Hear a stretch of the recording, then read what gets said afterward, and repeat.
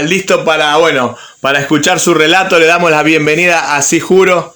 Bueno, muy bien, me parece muy bien que hagan docencia de Malvinas ustedes. Gracias. Bueno, como para empezar, queríamos saber cómo era, dónde nació, cómo fue su infancia, a qué se dedicaban sus padres, cómo nace esta vocación de ser piloto de combate. Bueno, yo nací en la provincia de Buenos Aires, en la localidad de Lomas de Zamora. Y mi vocación nace porque los Piuma eran una familia bastante numerosa, como 9 hermanos, y el mayor, o la mayor, de la hermana de mi padre, tenía un hijo que había entrado a la Fuerza Aérea. Y me llevaba mucha diferencia, ya era oficial cuando tendría 4 o 5 años. Y recuerdo que mi vocación empezó cuando él pasaba con los Gloster por una quinta que tenía mi abuelo, una casa que tenía unas cocheras al fondo, y pasaba por esas cocheras. Pero para gran disolución de mi padre, mi padre era ingeniero, sí, y somos tres hermanos. La mayor, mi hermana se casó con un marino. Mi hermano, lamentablemente ya fallecido, también era marino. Y él albergaba la esperanza de que yo fuera ingeniero. Y bueno, no, yo quise ser aviador militar. Así que así lo recuerdo muy claro cuando quise ser piloto de combate. No aviador en general, sino yo quería volar un avión a chorro, como se decía en ese entonces. Claro, la famosa frase del avión a chorro. Exacto. Como es antes de continuar, le quiero, leer un mensaje muy especial de Carlos Rubén Beranec, que dice: buenas noches, señor brigadier Gustavo Piuma, un respetuoso saludo y un placer de escuchar su relato y vivencias en Malvinas. Agradezco su participación con el afán de contribuir a la malvinización. Bueno, yo sí, lo ve, mándele mi gran abrazo, porque la última que recuerdo de él, la última vez que lo vi, es cuando él me recupera una vez que me derriban en Malvinas, y ese es el médico que creo que me pone oxígeno en el helicóptero y me canalizan.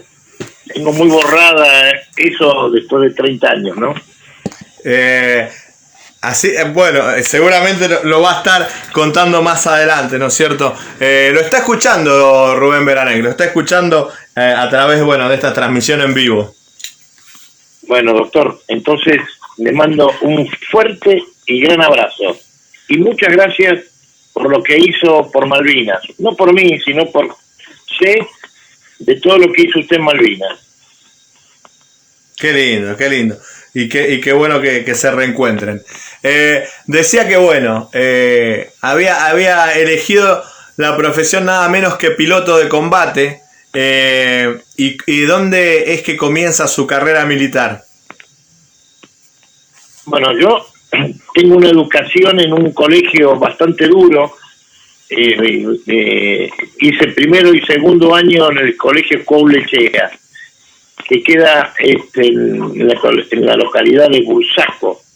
Es un colegio de vasco-franceses, franciscanos capuchinos, y bastante bravos, muy poco marianos.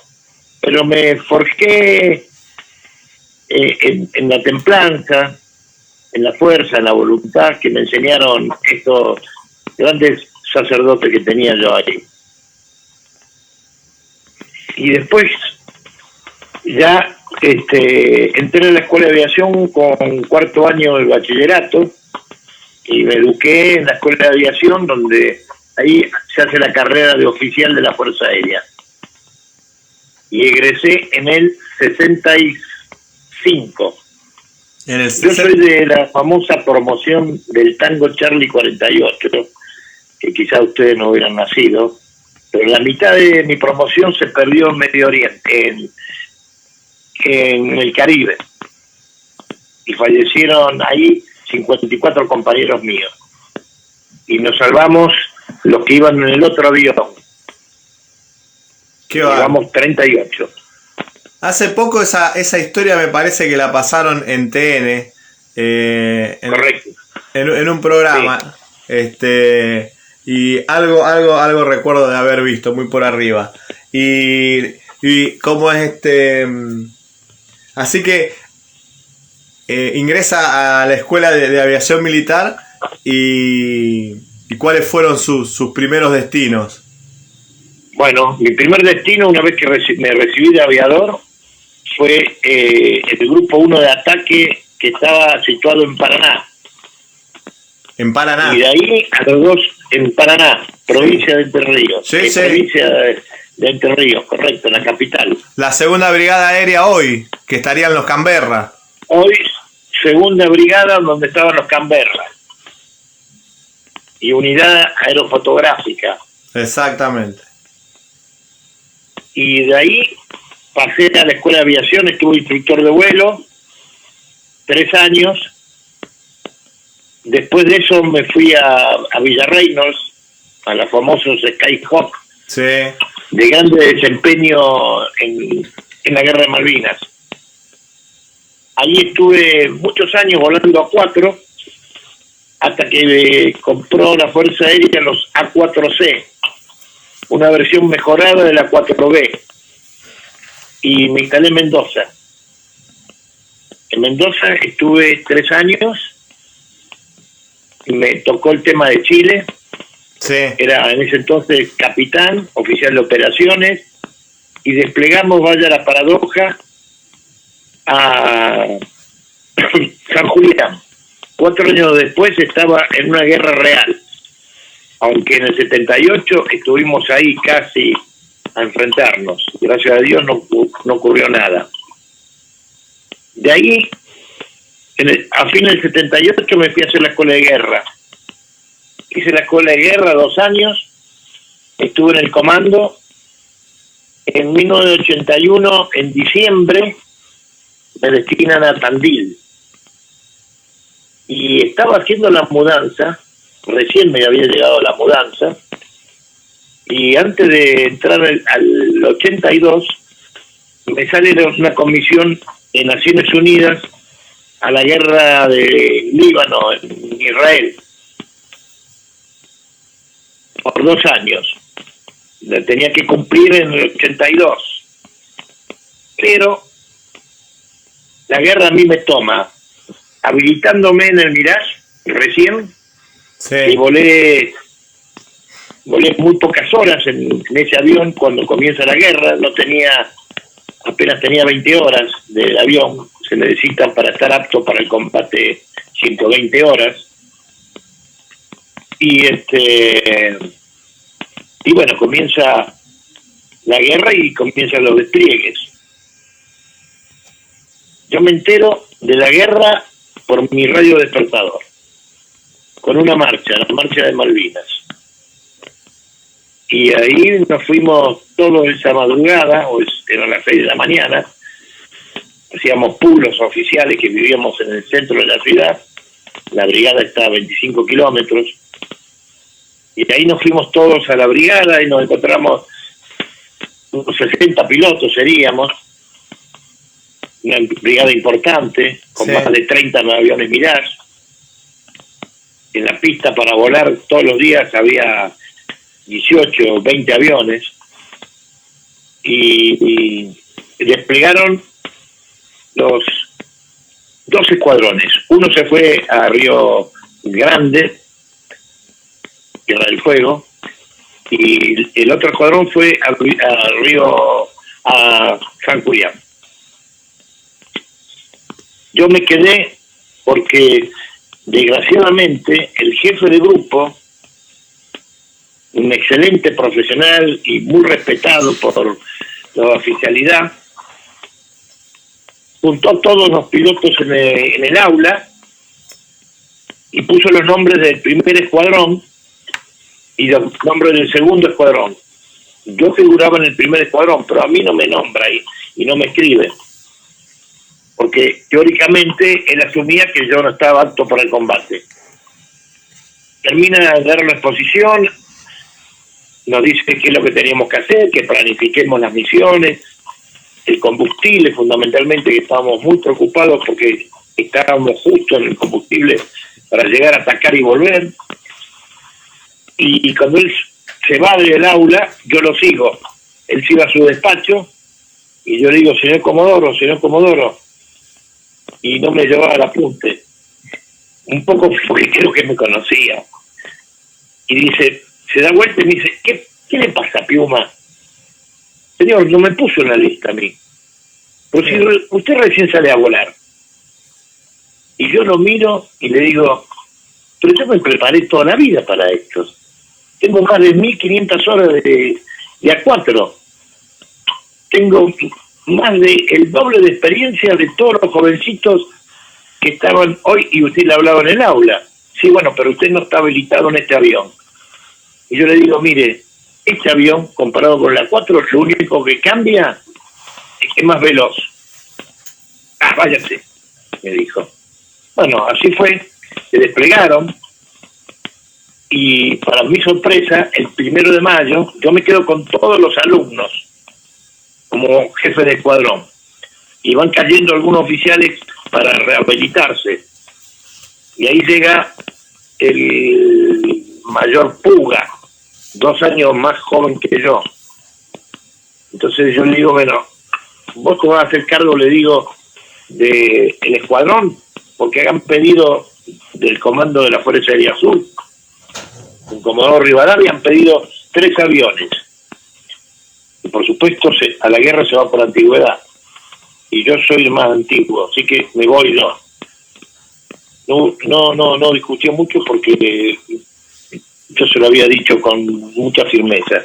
Y me fui con el capitán de Lepiane y con el teniente Castillo. Y lamentablemente lo derriban, creo que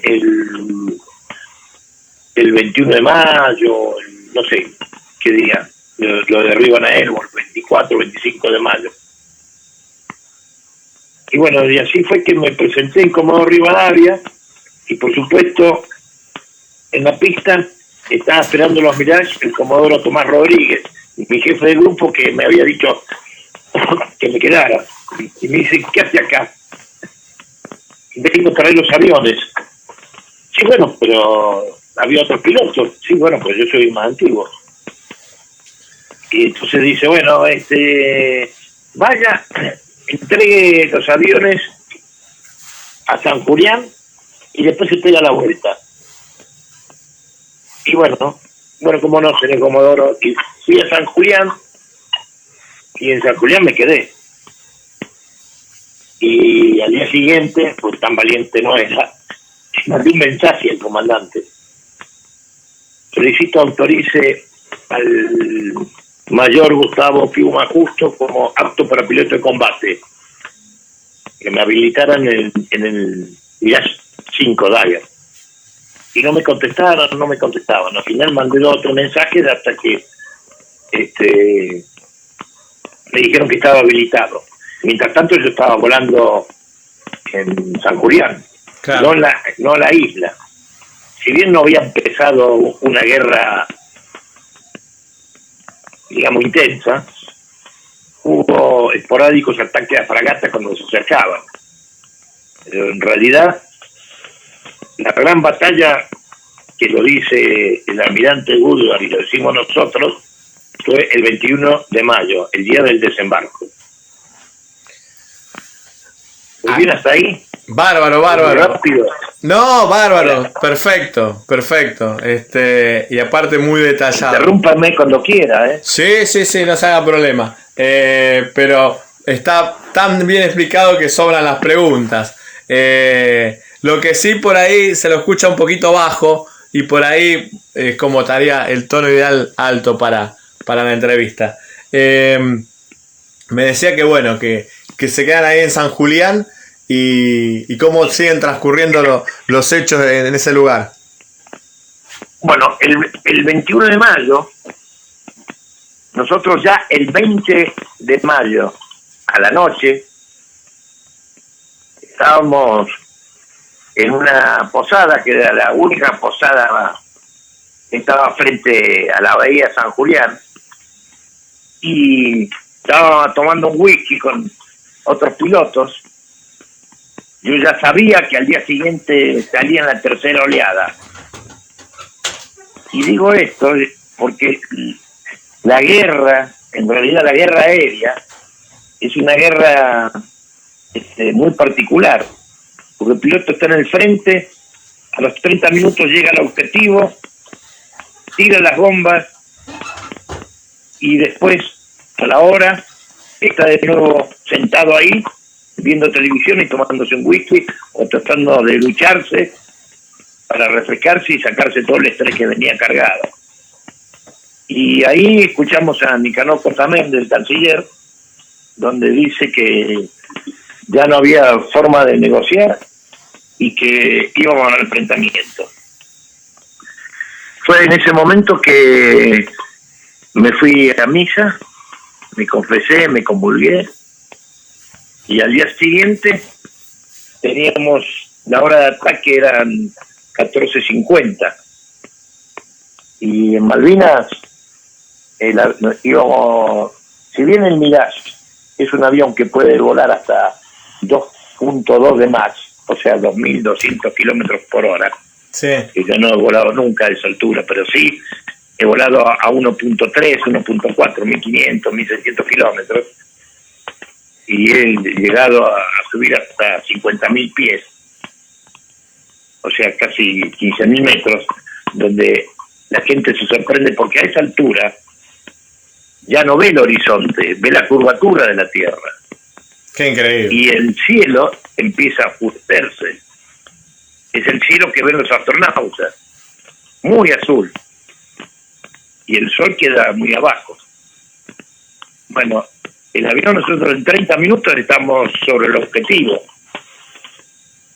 Y teniendo en cuenta que aproximadamente eran 27, 28 minutos hasta ver el borde de la isla occidental, la Gran Malvinas. Sí. Ahí hacíamos rasante de unas 4 o 5 millas antes, sobre el mar. Rasante. ¿Cuánto es rasante? Bueno, ahí los instrumentos prácticamente, si bien son muy sensibles, las olas no le dan una apreciación exacta de la altura. Entonces formábamos en columna. En realidad es una formación escalonado-táctico, donde el 1 es el que va más bajo, el 2 un poquito más arriba y el 3 un poquito más arriba. Normalmente las cuadrillas no el 4, pero nosotros, por una solución táctica y por estudios que habíamos hecho, siempre se atacó de a 3 aviones. Entonces íbamos el 1, el 2 y el 3. Entonces el 1 bajaba y un poco más bajo, le decíamos un poco más bajo, hasta que el chorro de la turbina levantaba espuma. Parecía una lancha fuera de borda. Qué bárbaro. Y ahí le decíamos al piloto, mantenga. El 1 es el que sufría las consecuencias, porque aparte le caía mucho más sal al parabrisas que a nosotros. Claro. A pesar que a nosotros se nos empañaba el parabrisas. Pero el 1 tenía que mirar por el costado. Hasta que entrábamos a la isla, y ahí estábamos fuera de la cobertura del radar de los ingleses. Sabían que no nos podía enganchar. Entonces, bueno, hacíamos 15 minutos de rasante, 3 minutos de final de tiro, y cuando entrábamos en la final de tiro, con las fragatas ahí más cerca que el horizonte, obviamente, con el perfil de la fragata de frente, el primer teniente Sainz dice, cuidado, un Harrier a la derecha, a la una del reloj. Del reloj. Y yo levanto la vista y digo, guarda que pueden ser más de 2, porque yo había visto 2. Y ahí ocurre lo que se llama comúnmente en la jerga de la aviación de caza, la pelea de perros. Y la pelea de perros, ¿por qué? Porque cada uno busca la cola. Pero en nuestro caso, nosotros no tenemos otra opción porque teníamos cañones y bombas. Los aviones estaban preparados para atacar los buques, sobre todo los buques de desembarco o la fragata. Y los cañones los usábamos como refuerzo. Pero nos vimos obligados a entrar en combate, tuvimos que tirar las bombas y entrar a perseguirnos hacia la cola, con la diferencia que ellos podían tirarnos los misiles a 15, 20 o 15 kilómetros.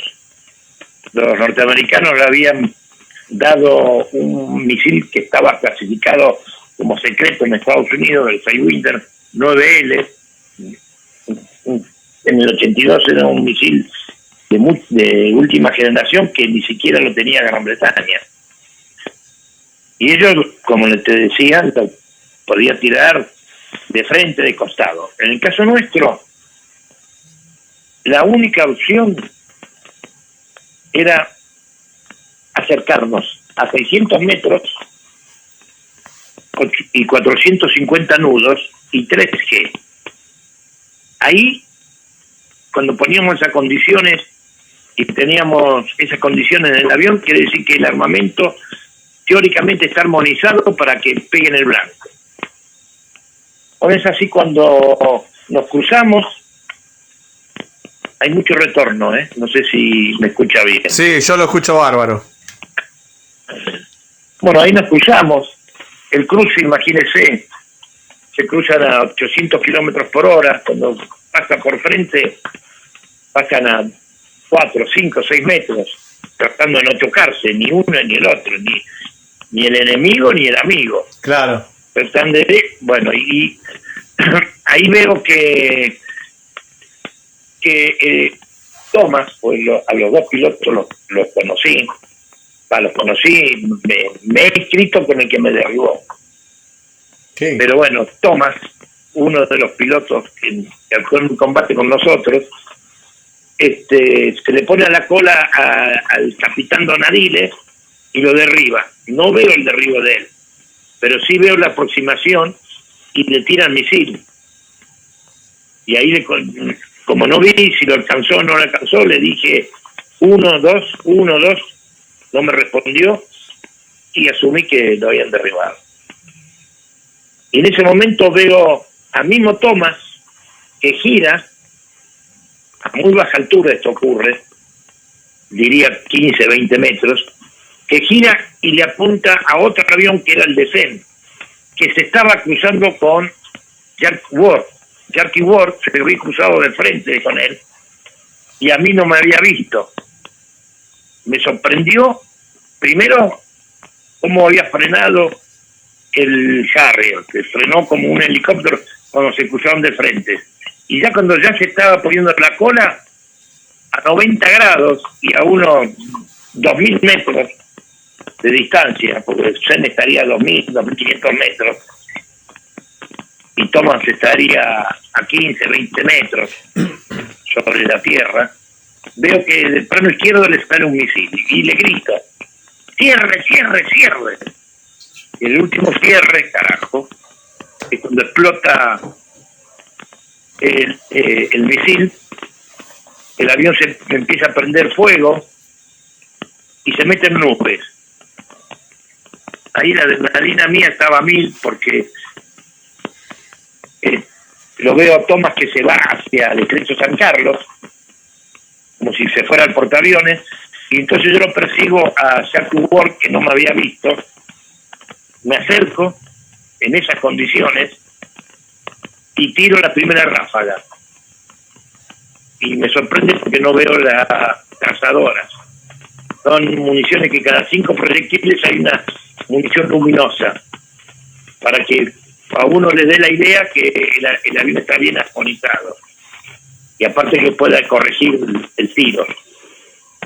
Bueno, tiro la ráfaga, suspendo, me sorprende porque veo en el cielo un piloto colgado. Enseguida asumí que era Zen, porque Zen es alto y flaco. Y cuando fueron segundos que me distraje, sin perder de vista al Harry, que se metía detrás de un cerro. Entonces, cuando se mete él detrás de un cerro, digo, voy a ir por la derecha, yo voy a ir por la izquierda, y recorrí algunos segundos, muy baja altura, 15, 20 metros. Nada. A esta altura estaría el Harry, yo estaría a 30. Y cuando le tiré, y ahí escucho una tremenda explosión. Es como si uno va en el auto y explotara una bomba dentro del auto. El avión se empieza a desarmar en vuelo. En ese momento tendría 800 kilómetros, quizá un poco más, pero esa es la velocidad con que impacta el misil.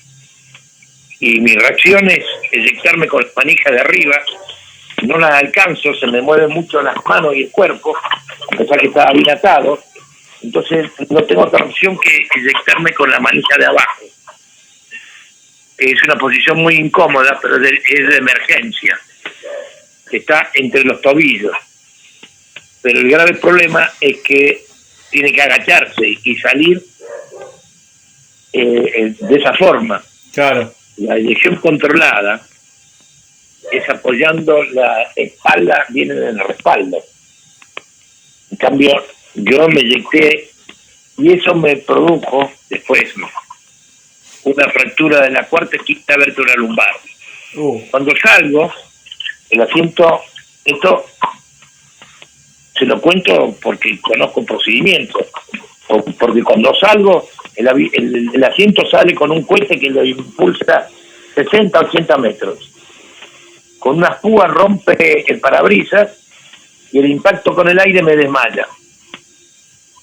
Me saca el casco, me saca la máscara, me saca los guantes, pierdo el reloj, me rompe una parte del chaleco salvavidas que se lleva en el cuello y caigo desmayado.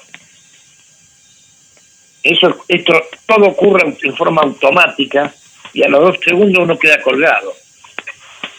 Pero como yo me eyecté a muy baja altura, el procedimiento de eyección, cuando uno se eyecta, el paracaídas al principio, hasta que se estabiliza, hace como un péndulo. Claro. Y yo en uno de esos péndulos pegué contra un cerro, que en realidad era una loma grande, que creía que el avión se estrellaba ahí. Y bueno, y esto lo hago suposiciones porque todo mi sector derecho era violáceo cuando llegué al hospital de Puerto Argentino. Y eso me produce una fractura de tibia y peroné y quedo desmayado. Me despierto al ratito, porque todavía me despierto por el ruido de las explosiones de la munición que había quedado en el avión y el fuego. Eso es importante porque los médicos me preguntaban si había estado mucho tiempo inconsciente. Y yo le dije que no creía porque estaba el avión incendiándose todavía. Y me tocó la cara, totalmente choqueado, y digo, Dios mío, ¿qué me ha pasado? Y me veo las manos llenas de sangre. La máscara, que es imposible sacársela con unos cáncamos de acero que tiene el casco, se desprendió y me hizo un tajo en el paladar, adentro del paladar. Y sangraba mucho. Yo sentía caliente y mojado el cuello y la boca. Entonces me veo las manos así con sangre y empiezo a rezar. Ahí cuando empecé a rezar, besé la tierra y honestamente hoy no le sé decir si la besé porque estaba vivo o porque tocaba por primera vez una tierra que nos habían usurpado. Y me pareció bárbaro el panorama de Malvinas, a pesar de todo, verde, sin ningún árbol. Y ahí empecé en realidad a hablar con un señor, obviamente era Dios, pero ¿sabe por qué digo un señor y no Dios de entrada? Porque hablaba con alguien que lo hubiera conocido toda la vida, porque primero lo tuteaba y le dije enojado, no tenés derecho a que yo me muera. Tengo 38 años, estoy casado, tengo 4 hijos. No quiero pasar la pasión de tu hijo, pero dame una oportunidad que yo te voy a responder en la vida. Y bueno, fue en ese momento cuando escucho una explosión un poco más grande y ahí veo que mi avión está al lado de un arroyo. Entonces hago un rolo a la izquierda y me desbarranco. El paracaídas me produce, me sirve de freno porque no me lo había desprendido y había un poco de brisa, más bien brisa, había viento y caigo al arroyo medio amortizado. Antes me había dado cuenta de que tenía el pie fracturado. Perdón, tengo una... Sí. En 5 minutos te llamo. Bárbaro. Perdón. Bárbaro. ¿Cómo es? Tenía una llamada de un fijo. Y bueno, ahí antes de rolar y caer en el arroyo, me hice un autodiagnóstico. Vi que ella tenía un borceguín muy torcido el derecho. Entonces me quiero incorporar y ahí me doy cuenta que tengo un dolor bastante punzante en la cintura, como si un cuchillo al rojo vivo entrara. Entonces ahí me quedé quieto y empecé a mover los dedos de a poco y moví un pie, el otro no lo podía mover porque me dolía mucho y me empecé a preocupar por el tema que creía que podía tener una lesión medular. Lo peor que podía pasarme es quedarme paralítico. Claro. Entonces, cuando caigo en el arroyo, me quedo recostado, inflo el bote, que se infla con una soga que está acá a la derecha, y es como con un tubito de oxígeno que es parecido al matafuegos de un auto, que se lo infla, lo traigo siempre acostado y ahí me doy cuenta de que con el impacto del aire me había hundido el esternón. Entonces, por el dolor, al traer y empujar, eso serían 5 kilos, 6 kilos de carga de elemento de supervivencia, y me dolía mucho las axilas. Entonces, la solución de a poquito lo iba trayendo, y ya mi problema del esternón era que no me había dado cuenta que yo jadeaba, no respiraba, y estaba jadeando. Entonces, bueno, con tranquilidad saqué todas las cosas que necesitaba, hice un nudo con un tiento de paracaídas y me colgué un sachet de agua que tenía de 1,5 litros, tenía 2, así que me colgué a ambos lados del cuello ese sachet, y como no me podía arrastrar, no me podía levantar, incorporarme, asumí esto era una cruz y ya no empecé a hablar con Dios, sino empecé a hablar con Jesucristo. Yo le decía que me diera una oportunidad, que perdonara, pero que yo no quería pasar su pasión como la había pasado él, que aguantaba todas las cosas, pero yo las pasaba, pero que me diera una oportunidad de seguir viviendo. Así que estaba más consustanciado con lo de arriba que con lo de abajo. Es decir, trataba de evitar todo pensamiento que me llevara a mi vida terrenal. No quería pensar en mis hijos ni en mi mujer, porque sabía que eso a la larga me iba a hacer mal. Entonces estaba pensando sobre todo en rezar y hablar con Dios y con Jesucristo. Bueno, ahí me empecé a arrastrar, subí hacia el cerrito, digamos, o loma más elevada que encontré, y bueno, después de hace 10 años, 7 años fui a Malvinas, y yo estaba convencido que había recorrido 1 kilómetro, y no, mi hijo mayor me dice que en realidad había hecho 2 kilómetros, pero el día ese no había subido ni 300 metros. Estaba sumamente agotado cuando se hizo de noche, empezó a llover, empecé a tener mucho frío, me metí, saqué todas las cosas de supervivencia y me metí en el bote.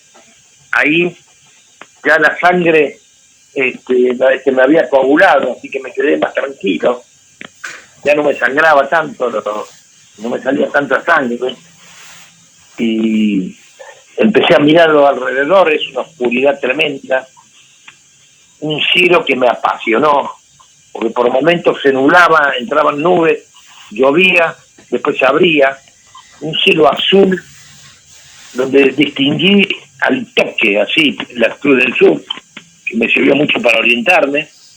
Yo sabía que había caído cerca de Howard, así que pasé esa noche. Yo pienso que en vela, por ahí habré dormitado, no sé, pero escuché el ruido de una motocross. Pero como yo había caído en tierra de nadie, porque el ejército sabía que tenía motocross, pero no había desplazamiento de tropas, tampoco sabía si los británicos estaban, porque desde 2 cerros pasaban señales en código Morse. Entonces digo, acá hay comandos británicos. Así que no tiré ninguna bengala nocturna por miedo a no caer prisionero. Es decir, 5 horas antes que me tomaran prisionero cualquiera. Pero ya estaba mucho más tranquilo. El estrés había bajado, me tranquilicé, pienso que Dios me ayudó mucho, y apenas amaneció, con una ansiedad muy grande, me arrodillo y le rezo a la Virgen María.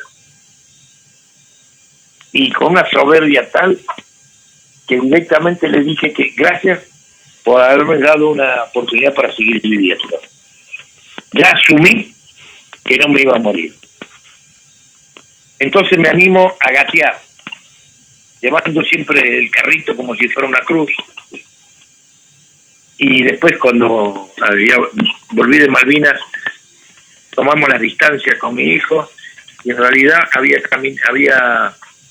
el primer día unos 400 metros, 500 metros, arrastrándome hacia arriba. Y el segundo día habré hecho 1,5 kilómetros, apoyándome en la rodilla derecha, porque me dolía mucho el pie, y ya gateando. Bueno, y ahí llego a esa casa, que en realidad no era una casa, era una tapera, en el cerro más elevado, y llego, abro la puerta, está abandonada, llena de lana, busco una botella, la más limpia que había, porque se me había acabado, ya había consumido los 3 litros de agua. Entonces estaba haciéndome mi propia cantimplora, marco el primer día en la chapa, hago la cruz y marco 5 rayas, 7 en realidad. Al 7º día iba a iniciar la marcha hacia Howard. Ya me había orientado, ya había comido una barrita de chocolate, la había cortado en 2 tercios, y me había comido un caramelo de supervivencia, que más o menos me mantenía las proteínas como la gente, con el cuerpo más o menos estable. Pero, ¿cómo iba a caminar? Entonces, lo que necesitaba es hacerme una en la pierna, ponerme un soporte tipo muleta para poder apoyar la pierna y con eso sostenerme con una muleta. Pero no tenía ninguna madera ni nada. Estaba en esos momentos pensando, ya había separado las bengalas diurnas y nocturnas, una a la izquierda, otra a la derecha, porque las dos linternas que tenía, las dos se habían roto. La radio, la antena, que es una antena muy chiquita de cerámica, se había roto también. La había dejado en el velamen, que lo había extendido, al lado del avión. Pero estaba en esa, pensando cuánto tiempo me iba a quedar.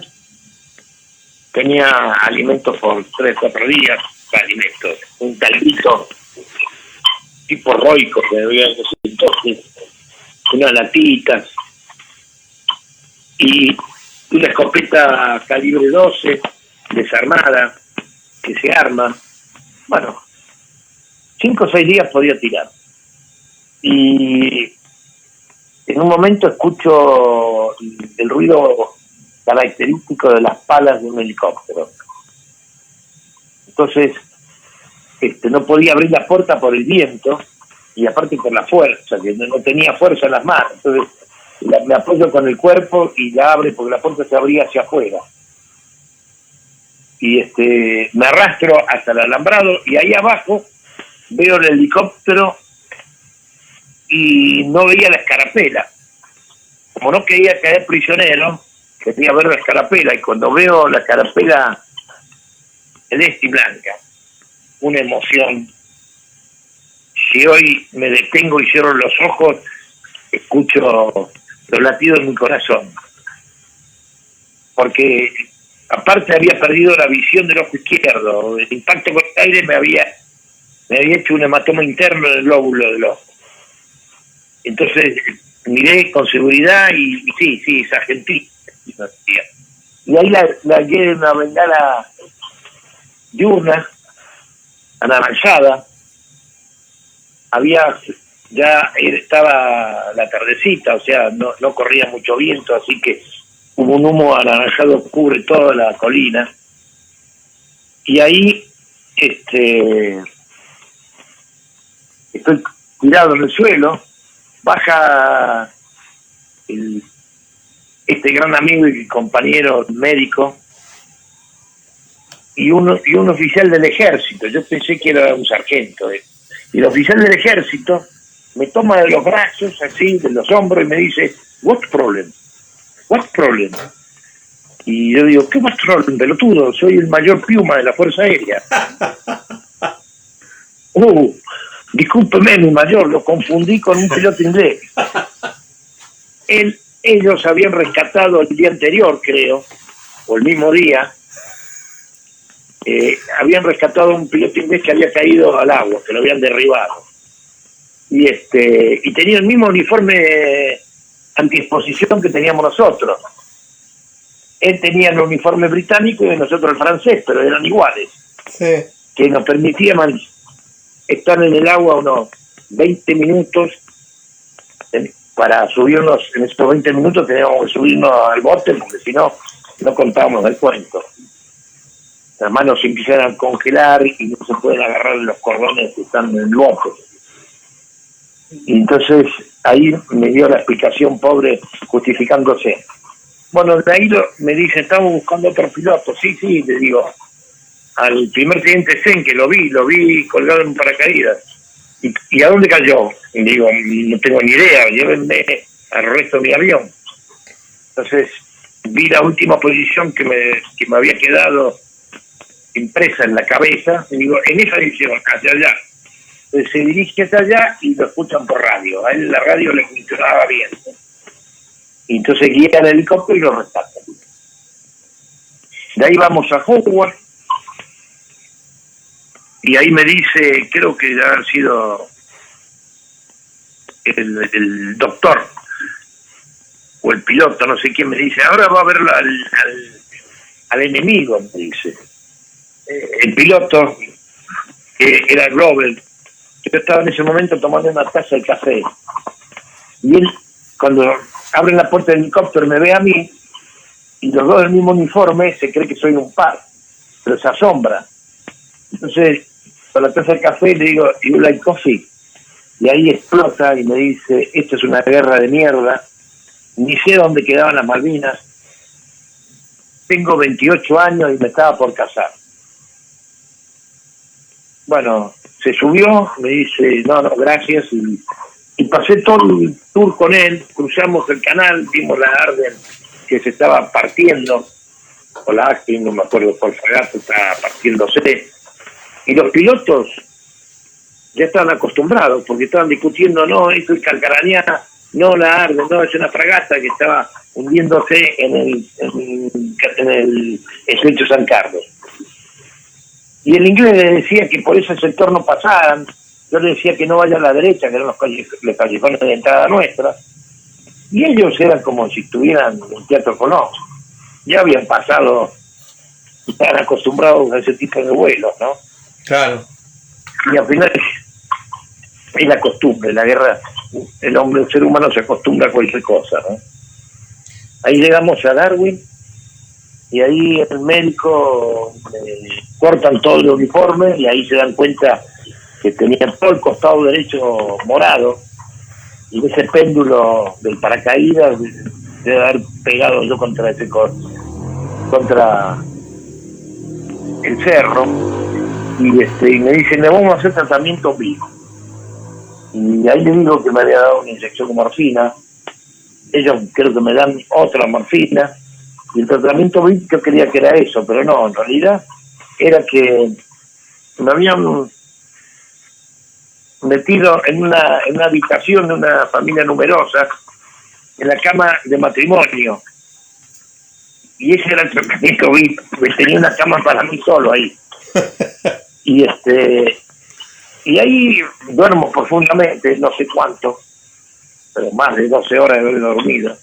Me despierto y veo el retrato de la reina a la miércoles, y cae prisionero, y al ratito cae un soldado con un guiso caliente, y empiezo a reanimarme y le empiezo a preguntar dónde estoy, y que se escucha ese ruido, ¿no? Eso es el bombardeo, señor. Están las fragatas tirando sobre Goose Green y Darwin, y esos disparos que escucha son los ingleses que están avanzando. En ese momento llega el primer teniente Sen, me dice, señor, si usted me autoriza bajo mi responsabilidad, nos vamos en Chinook y lo replegamos. ¿Y por qué? Porque Darwin va a caer y a usted lo van a dejar, porque la Cruz Roja está intercambiando información de los heridos que deja el ejército argentino y la Fuerza Aérea en Goose Green para que sean atendidos lo más rápido posible. Y yo necesitaba, sobre todo, oxígeno y terapia intermedia. Ahí me llevan una noche en un Chinook y digo, yo no quiero quedar prisionero. Me llevan en un Chinook y me doy cuenta de lo crudeza que es la guerra. Porque llegamos a Puerto Argentino de noche, me tiran en un salón que era el salón de la escuela secundaria de Malvinas, en unas camillas que quedan casi al ras del suelo. Yo mirando el cielo o mirando el techo, vi que estaba dividido ese salón en dos. De un lado estaban operando, tapado con sábana, y del otro lado heridos. Miro a la derecha y miro a la izquierda, llena de heridos, muchos pies de trinchera. Y estaba rezando, pensando, cuando escucho la voz muy cerca mío, acá a la izquierda, y dice, no, atiéndolo al piloto. Y yo me doy vuelta, giro la cabeza hacia la izquierda, y le digo, un soldado de 18 años, hablan de los chicos de la guerra, o los niños, por decirlo. Sí. El chico este soldado le faltaba un brazo, y le decía al médico que me atendieran a mí, que yo era el piloto, Y yo le decía, pero vos estás loco, si no viste que te falta un brazo, le hablaba. Y sí, bueno, pero nosotros cuando lo veíamos pasar a ustedes nos alegrábamos, porque sabían que podían producir mucho daño, no sé, bueno. Así eran los soldados, los valientes soldados argentinos. Y esto lo digo porque después se pasó mucha propaganda injustamente. Bueno, ahí me interno en una aula, junto con el primer teniente Luna, otro piloto de Dagger derribado, Chen y Globel. Y ahí me entero que el Globel cumplía años y me dice, si yo hubiera cumplido años un mes antes, no voy a la guerra. Porque a los 28 años, depende del grado y del cargo que tenían, no iban. Y un buen día viene un oficial muy amigo mío, de Comodoro, que era el oficial de inteligencia de la guerra aérea, se acerca y me dice en el oído, sería el 29 de mayo, no sé, no tengo claros los días. Me dice, mañana replegás al continente. ¿Querés irte? Porque digo, sí, pero guarda que lo pueden derribar al 630. Me dice, bueno, sí, pero ¿por qué? No, esto no, las tropas argentinas no van a aguantar el avance inglés. Ahí me enteré que la derrota ocurría a semanas, estábamos de perderla. Claro. Y bueno, con gran amargura, un día me llevan de noche en una silla de ruedas, me habían hecho un yeso provisorio en la cintura hasta el hombro y otro también provisorio en el pie derecho, en el tobillo, y canalizado y con un tubito de oxígeno, con una máscara atada en la mano, donde cuando me sentía ahogado tenía que abrirlo, sabía que me tenía que durar para toda la guerra, eso me había dicho uno de los médicos. Y llega el 630, 4 de la mañana, prende las luces antes de aterrizar, y en ese momento alerta roja. Los Harriers comienzan un ataque sobre el puerto argentino, y el inglés que lo tenía acá al lado, en muleta, estaba parado en la ambulancia. Cuando me decía ¿dónde vamos? Le decíamos a Puerto Argentino. Pero no, si la pista la hemos destruido.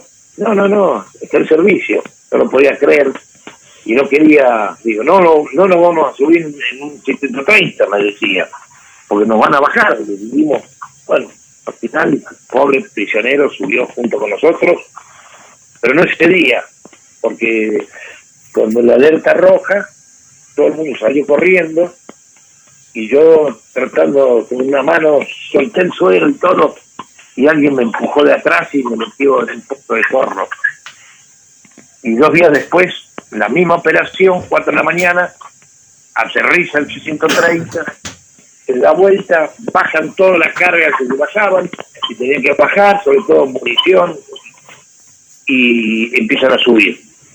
Y dice, y uno no es como en el aeropuerto Ezeiza o cualquier cosa, pero de la fila 1 hasta las 7 primero, los más ancianos, no, ahí dije, al avión.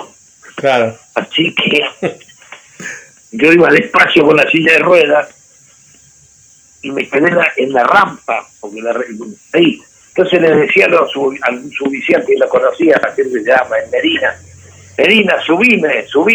Sí, señor, no se preocupe, ya lo vamos a subir. Y seguían subiendo heridos, y yo me quedaba ahí. Hasta que soy el último en subir, me atan en una camilla, casi en la última camilla que da al lado de la compuerta de atrás, y el avión da motor, y va cerrando, y yo veía la pista, y que me agarraba de los caños hidráulicos, a pesar que estaba atado, porque acá quedaba en la mitad de la pista. Y bueno, al final cierra la compuerta, y cuando cierra la compuerta, que se siente un ruido seco, ahí levantó, y después a rezar, obviamente, porque a las 4:30 recién viene comandante aeronave, gran amigo mío, jugador de rugby. Él era medio Australia y yo era medio apertura del equipo de rugby de la Escuela de Aviación. El brigadier Daguerre, más jovencito que yo, hacían los temerarios ellos. Me dice, me abraza, me dice, me he presentado voluntario porque me enteré que entre los heridos venía usted, me dice, así que señor, le quiero decir que estamos viendo las luces de Río Gallegos. Y bueno, aterrizamos en Comodoro Rivadavia, ahí me internan en el hospital Rubicable, enfrente lo tenía Global, Mendes también, y así termina prácticamente mi historia. Qué historia, por favor, qué historia. Y tenemos unos cuantos mensajes que ya le voy a leer. Uno de ellos dice: Norberto Francisco Basáez, por siempre honor y gloria a ese personal arriesgado que arriesgaban su rescate a sí mismo, al personal de sanidad que cumplió un rol preponderante en cada intervención. Siento orgullo de haber pertenecido a la Van Cóndor. A ver, se me fue el mensaje. A la Van Cóndor, con hombres de grandes valores. ¿Qué más tenemos?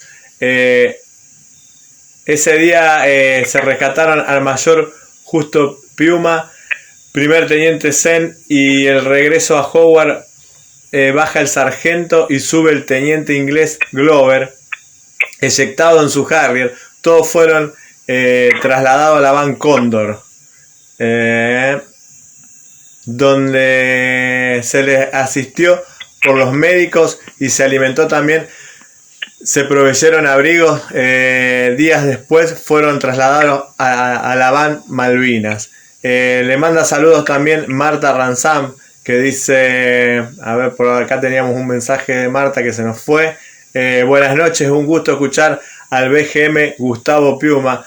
Gracias, Gustavo. La tripulación de rescate fue la siguiente: pilotos, teniente Pinto Marcelo, teniente Ludueña Ricardo, cabo principal Alberto Pilar López, mecánico de aeronaves, cabo primero Roberto López, auxiliar de carga primer teniente Rubén Beranec, médico, colaborador de guarnición Howard, ejército argentino, sargento García Piñasco, y quien tenía la certeza de identificar el lugar donde cayó el avión. ¿Qué más tenemos por acá? Muy buenas noches, escuchando desde el comienzo este interesante relato del mayor Justo Piuma. Un fuerte abrazo, suboficial Norberto Basáez, encargado de comunicaciones del puesto comando Van Cóndor. Glover pasó toda la noche en sanidad, dice Rubén Beranec. Esos son algunos de los mensajes que fueron llegando mientras contaba terrible historia, terrible relato. La verdad que yo lo escuchaba hablar de Dios y de Jesús, y fue como el camino al Calvario, ¿no es cierto? Sí, pero en realidad... Con otra diferencia. No, pero en realidad todos aportaron muchísimas en la guerra, y yo aporté un granito de arena, pero todos los nombres que usted me nombró, a Pintos, a todos los oficiales y eso, realmente se jugaron la vida, y como cada uno en su puesto, en lo que le tocó, en lo que Dios le dijo, vos estás acá, vos estás ahí. Y realmente la base Cóndor, como la base Malvina de Puerto Argentino, se comportaron con mucho coraje y heroicidad. Todos esos chicos y oficiales y suboficiales que me nombró, a muchos los recuerdo, como el caso del piloto, me acuerdo que era Pinto. Por eso tengo esa imagen un poco ya borradas de muchos rostros cuando llegué a Darwin y a Goose Green, ¿no? A la base Cóndor. Pero todo mi gran abrazo y mis felicitaciones, porque han sido muy valientes. ¿Cómo es es verdad que cuando estaba tratando de sobrevivir, se metió abajo del bote salvavidas con una pistola y un cuchillo como por las dudas vengan a atacarlo? Sí, bueno, eso no lo dije, pero no sé, sí. Esa noche cuando sentí que mi sangre ya estaba coagulada, que no sangraba, me saqué por primera vez el cuchillo que está ahí en el pecho, lo tenemos, con la mano izquierda, y el revólver 38 corto, ya porque ya no quería caer prisionero. Y pasé toda la noche con las dos manos ocupadas, el cuchillo y un revólver. Qué bárbaro. ¿Cómo es? ¿Y volvió a Malvinas en qué año? Después de haber vuelto, obviamente. Y volví en el 2007, creo, 2008. Volví porque mi hijo mayor quería ir con sus hijos, que tenían 15 y 17 años. Y yo sabía que mi avión había caído en la isla occidental, en la Gran Malvina. Y honestamente no me interesaba mucho, pero como él había sacado el pasaje y todo, dijo, no, papá, ya te saqué pasaje y todo.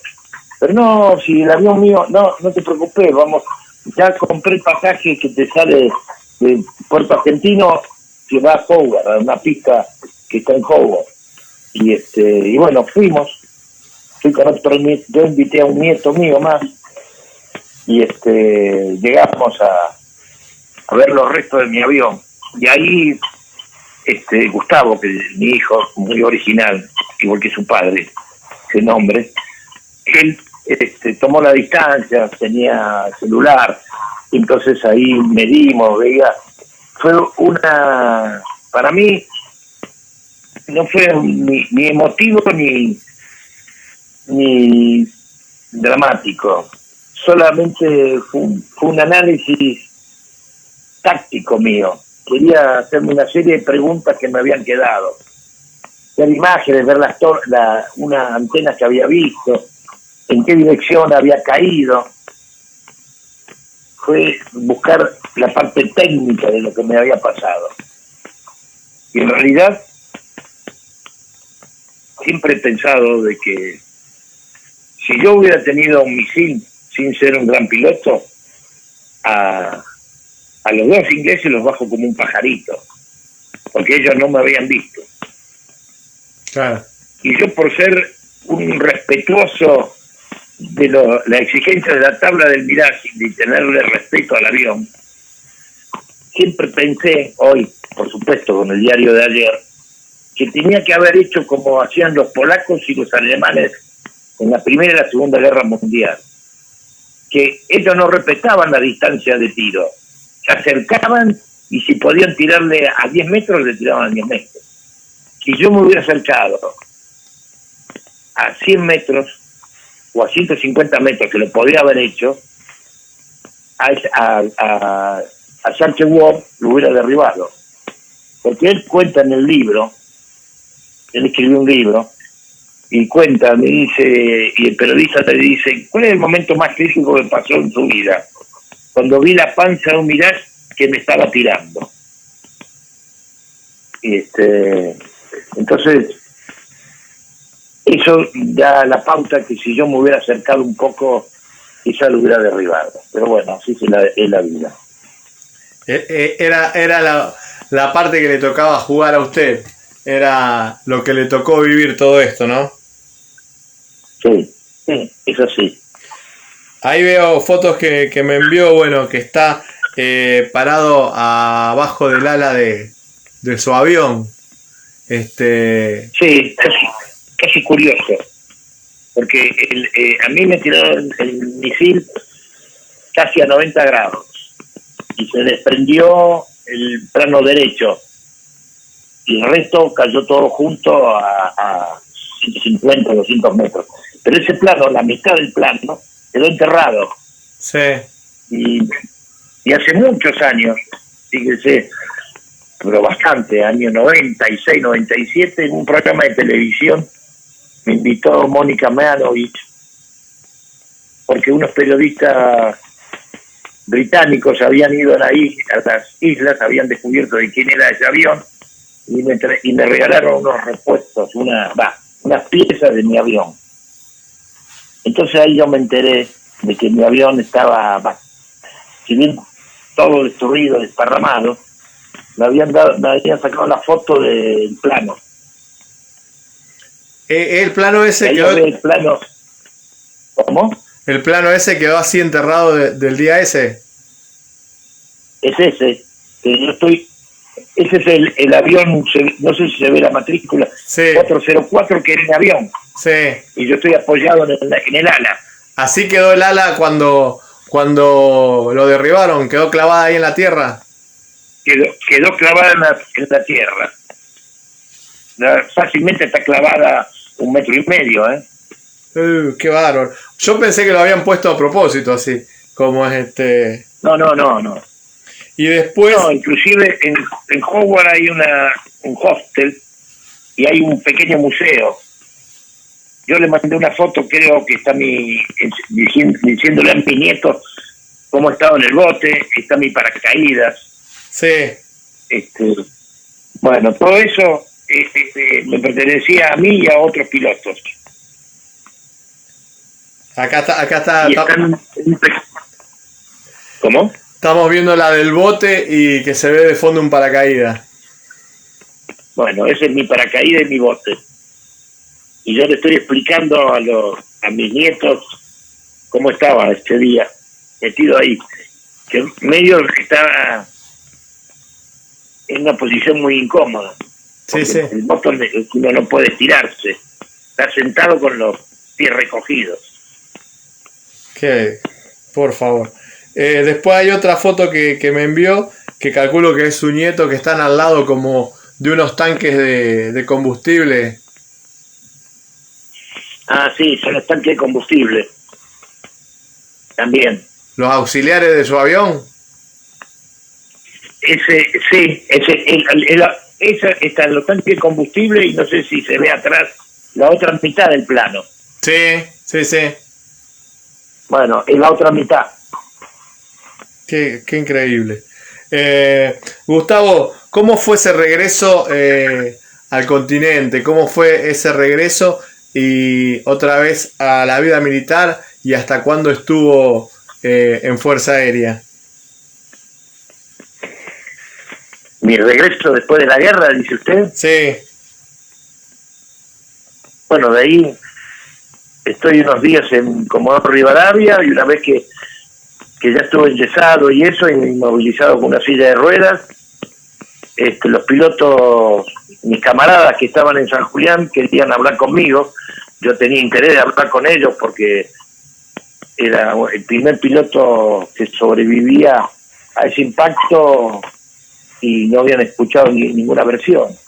Les quería decir de que el misil en definitiva no mata, que hay posibilidades de salvarse, y no es una lotería. Y hablamos sobre todo en San Julián de táctica, fundamentalmente. Y después me llevaron a Tandil. En una noche llegué ya antes de la rendición, haber sido 11, 8, 10 de junio, llegué a Tandil, muy emotivo, porque llegué de noche y en un hangar, todo a oscuras, cuando estaciona el avión, un Lear, se prenden las luces y estaba toda la brigada formada. Y cuando bajamos todos, yo soy el último porque tenían que bajar primero la silla de ruedas, y estoy sentado, y ahí la banda toca el himno nacional argentino. Y yo en ese momento la veo a mi mujer, que había llegado sin mis hijos, y entonces la veo, y cuando tocan el himno me levanto, primero por el himno nacional, y después para en cierta forma decirle que no estaba paralítico, para tranquilizarla. y estuve 45 días con el yeso, quizá un poco más, pero digamos 45 días, y después casi rehabilitándome con kinesiólogos y aparatos, etcétera, etcétera, y no tengo, gracias a Dios, ninguna secuela seria. ¿Qué va? ¿Cómo es O sea que ese fue el recibimiento en la brigada. En Tandil. En Tandil. ¿Cómo es Sí. De ahí cómo sigue su vida después de Malvinas? Bueno, ahí yo le había dicho que me había, no sé si le comenté, que cuando yo me voy a Tandil en diciembre y me sale el pase a Medio Oriente. Sí. Bueno, sí. Se suspende la comisión por 6 meses más, y en el 83 me voy a Medio Oriente, y estoy 2 años y 2 meses en Medio Oriente, de la altura del Golán, y Jerusalén. Regreso, y mi carrera termina como, bueno, fui jefe de la 5ª Brigada Aérea. Tengo el orgullo de haber sido jefe de esa brigada de tantos hombres valientes que dio a la patria. Cayeron muchos oficiales ahí. Fui jefe de brigada y con el grado de comodoro, y asciendo al grado de brigadier, y soy destinado a la Escuela de Aviación Militar. Y fue mi último destino. Ahí entré cuando tenía 17 años y me retiré con 54 años en el mismo lugar donde había entrado. Mi mejor destino fue haber ido a la Escuela de Aviación. Qué final, ¿no? Qué final de carrera, ¿no? Porque volver al mismo lugar donde inició todo, donde se creó toda esta historia también. Sí, cerré un poco la historia, digamos. ¿Qué consejo le daría a los jóvenes de hoy? Miren, hay muchas cosas que uno le podría decir, pero lo más rescatable, y eso me voy a referir a la historia. Ahí, Cicerón, antes de morir, 2 o 3 días antes que lo mataran, escribe un libro que se llama Los Oficios. Y no se trata, el libro en realidad es un testamento a su hijo. Y no se trata del oficio de un carpintero o un albañil, sino del oficio de lo que debe ser el hombre. Y habla, fundamentalmente le dice a su hijo que aparte de ser un hombre honesto y honrado, debe ser un hombre con valores. Y debe siempre estar pendiente del que está al lado, de sus camaradas, de sus amigos, de su familia, de sus hijos, y fundamentalmente ver la vida con optimismo. Eso le podría decir a la juventud, que por más que se viva situaciones límites como lo que he vivido yo, y cree que uno se puede morir, no hay que bajar los brazos, que siempre nos van a dar una oportunidad. Siempre, si uno la busca, va a tener una oportunidad para mejorar en su vida o para seguir luchando. Y cerrando los ojos a esta hora de la noche, 23:23, ¿qué es Malvinas para usted? Y un pedazo de nuestra tierra, nada más. Malvinas es importante tanto. ¿Cómo? Es tan importante como cualquier otra provincia del país. Qué grande, qué grande. Brigadier, quiero agradecerle, por esta nota, por su tiempo, por haber pasado por Sijuro, y mandarle un abrazo gigante, decirle que Dios los bendiga y viva la patria. Bueno, muchísimas gracias y muchos saludos a toda la gente que le escribió y que le mandó mensajes. A todos les mando un gran abrazo y también yo le digo a todos ellos y a ustedes, viva la patria.